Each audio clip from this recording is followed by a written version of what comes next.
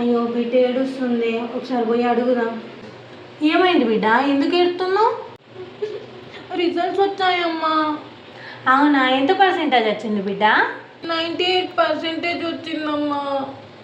మంచి మార్కులే కదా బిడ్డ, దానికి ఎందుకు ఏడుస్తున్నావు నువ్వు? 100% వచ్చేలా రాసా అమ్మా. ఎలా తక్కువ వచ్చాయో నాకు అర్థం కావట్లేదు ఇప్పటికీ. ఏం కాదులేరా, అవి కూడా మంచి మార్కులే, నువ్వేం ఏడవకు. సరే అమ్మా. అమ్మయ్య, అనుకున్నట్టే మంచిగా పాస్ అయిపోయినా మేము.